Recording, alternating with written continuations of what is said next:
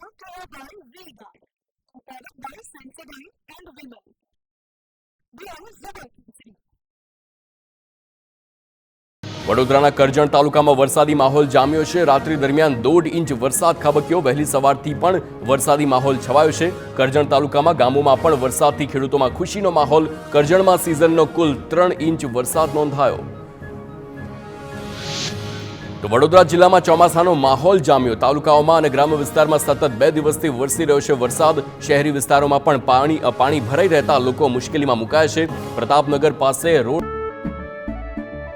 કેસરિયાથી મન જોગી થયું રે, દિલ ઝૂમે જુઓ મત મસ્ત થયું રે. કેસરિયાથી મન જોગી થયું રે. હર પળ મનાવો કેસરી તહેવાર. વિમલ, બોલો જુબાન કેસરી. રોડ પર પાણી ભરાતા વાહન ચાલકો અધવચ્ચે અટવાયા. કોર્પોરેશનની પ્રી મોન્સૂન કામગીરીના પણ ધજાગરા ઉડ્યા.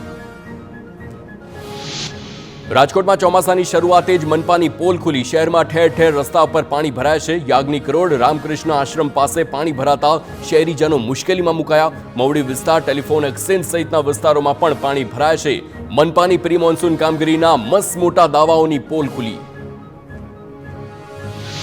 જામનગરના કાલાવડના મૂળિયા ગામમાં પુલ તૂટ્યો છે. ભારે વરસાદ પડતા મૂળીલા ગામની નદીમાં પૂર આવતા પુલ તૂટ્યો છે, જેના કારણે સ્કૂલ બસ અટવાતા ગ્રામજનોએ બાળકોનું રેસ્ક્યુ કર્યું. અનેક ગામ વચ્ચેનો સંપર્ક પણ કપાયો છે. સ્થાનિકો દ્વારા અનેક વખત રજૂઆત બાદ પણ રસ્તો ન બનતા રોષ.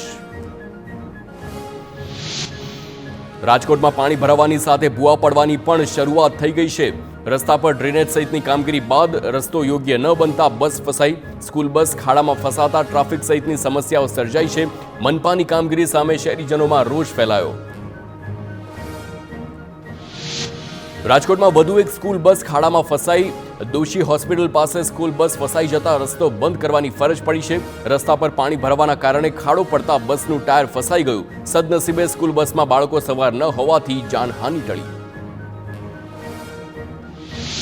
રાજકોટમાં પ્રી મોન્સૂન કામગીરી પોકળ સાબિત થઈ છે. વરસાદ પડતા મોટા મહુવા વિસ્તારમાં રૂચિ રેસિડેન્સીના લોકો પરેશાન થયા. વરસાદી કીચડમાં વાહનો, સ્કૂલ બસ ફસાઈ છે. અનેક વાહનો ફસાતા લોકોને હાલાકી.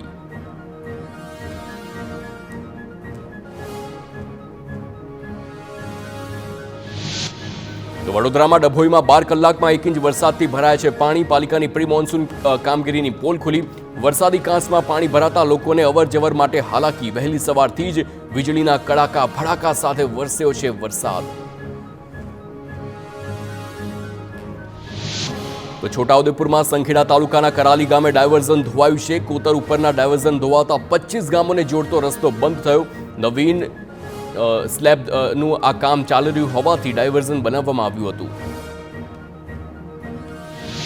Brought to you by V-Guard, prepared by Sensodyne and Women.